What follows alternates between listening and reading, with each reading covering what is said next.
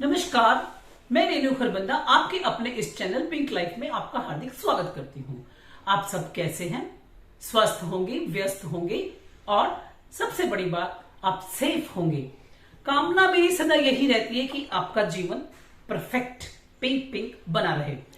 आज का जो विषय है बहुत ही इंपॉर्टेंट और बहुत ही अच्छी जानकारी देने वाला है। मेरे एक परिचित मुझे मिले, उन्होंने बताया कि वह एक 1 ईयर में अपनी 7 जॉब्स चेंज कर चुके हैं एज अ सेल्स मैनेजर, क्योंकि उनकी communication skills up to the mark नहीं थी।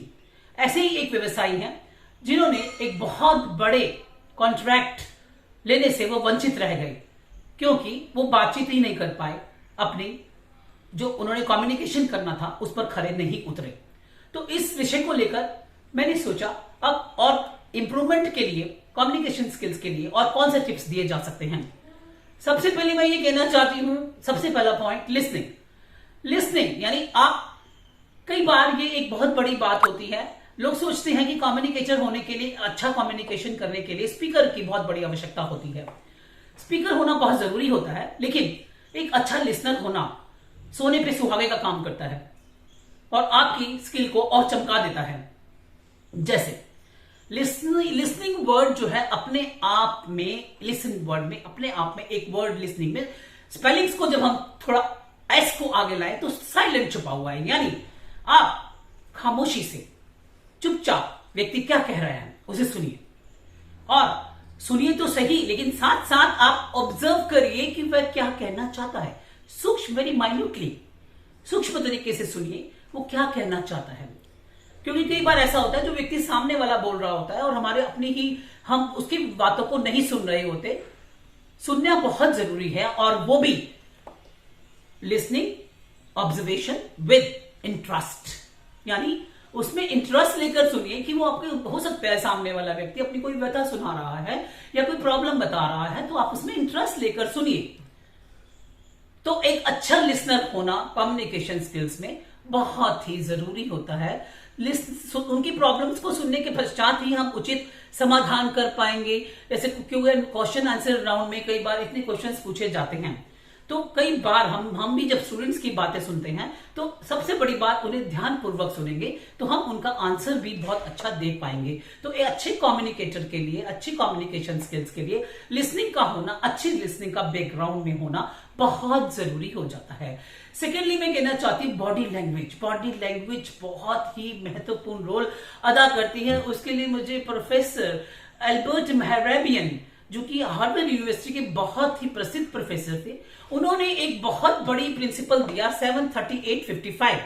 वो अपने इस प्रिंसिपल में बता रहे हैं कि हमारी बातचीत में शब्दों का सिर्फ 7% महत्व होता है। कितनी भी अच्छी वोकैबुलरी हो, कितनी भी अच्छे शब्द हो, लेकिन 7% उसका असर होता है। 38% उसका जो होता है tone of voice, totality of tone of voice, आपकी वॉइस कैसी है, और 55% आपकी बॉडी लैंग्वेज प्रभावित होती है। यानी जब हम बोल रहे होते हैं तो बॉडी लैंग्वेज क्या कहती है, जो आप बोल रहे हैं उसी के साथ आप एक बॉडी लैंग्वेज मैच करनी चाहिए कि आप जो बताना चाहते हैं, आपका जेस्चर, आपका जो एक्शंस, आपके जितने भी इशारा, whatever you are doing, whatever you are using actions, उन सब में आपकी बॉडी लैंग्वेज का बहुत महत्व होता है। बॉडी लैंग्वेज में आपके पोजेस भी आ जाते हैं, आप क्या पोज कर रहे हैं, आप कैसे बोल रहे हैं।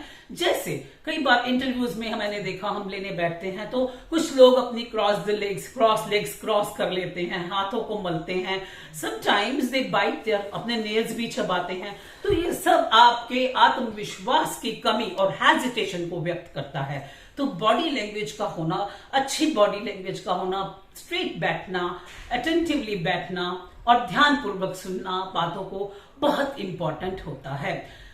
Next one is eye contact. जब भी कोई बातचीत की जाती है तो आप जो भी बात कर रहे हैं, व्यक्ति की आंखों में आंखें डालकर बात करिए, यानी आई कॉन्टेक्ट होना चाहिए। नहीं तो आप आंखें झुकाकर बात कर रहे हैं, इधर देख के बात कर रहे हैं, उधर देख के बात कर रहे हैं, इट मीन्स कि आप झेप रहे हैं और आप कॉन्फिडेंट नहीं हैं। हाँ, ये भी नहीं कि व्यक्ति को टकटकी लगाकर देखते ही रहें, वो सोचेगा कि मुझे घूर रहा है ये, तो ऐसा भी मत करिए। तो आई कांटेक्ट का होना भी बहुत जरूरी है। और सबसे बड़ी बात जो मैं पॉइंट जो मैंने ऑब्जर्व, बी नेचुरल, सहज रहकर बात करिए, आर्टिफिशियल नहीं, सहज रहकर अपने विचार, आपके अंदर से क्या विचार निकल रहे हैं, आप हेजिटेट मत करिए। एक्ट, रिएक्शन, यस, यहां पर मैं कहना चाहती हूँ सहजता से अभिप्राय, आपको रिएक्ट नहीं करना, आपको आंसर देना है बड़ी प्रॉम्प्टली, बड़ी अच्छे से आंसर देना है। रिएक्शन, कुछ लोग जब कोई क्वेश्चन ऐसा आ जाता है, कई बार क्वेश्चन आंसर राउंड में मैं देखती हूँ कुछ जो कम्युनिकेशन कर रहा होता है उसमें शाउटिंग शुरू हो जाती है। शाउटिंग नहीं होती, शाउटिंग नहीं करनी चाहिए, मतलब उसको एक्ट, आपको ऐसे आंसर देने हैं, बड़ी एक सहजता से आंसर देना है। सहजता से अभिप्राय यहां पर यह भी आ जाता है कि no anxiety, no anxiety, no depression, ये फील करना कि मैं क्या बोलूंगा, यस, ये आपको जब जाने से पहले ये फैक्टर्स दोनों पहले आ जाते हैं। जब आप कहीं कोई मीटिंग अटेंड करने जा रहे हैं या कहीं कोई आपका सेमिनार, वेबिनार, व्हाटएवर, जो भी आपने बोलना है वहां पर, तो आप अपने आप को सहज रखकर चले, यानी कोई डिप्रेशन फील मत करें कि कोई क्या बोलेगा। हाँ, अपनी नॉलेज भरपूर लेकर चलिए, ये मैं कहना चाहती हूं। अपनी नॉलेज, जो आपको टॉपिक दिया गया है उस पर नॉलेज से परिपूर्ण होकर चलिए। तो इन सब बातों का ध्यान रखते हुए आप अपनी जो स्किल्स हैं इन्हीं प्रिंसिपल्स के कारण और भी बढ़िया कर सकते हैं।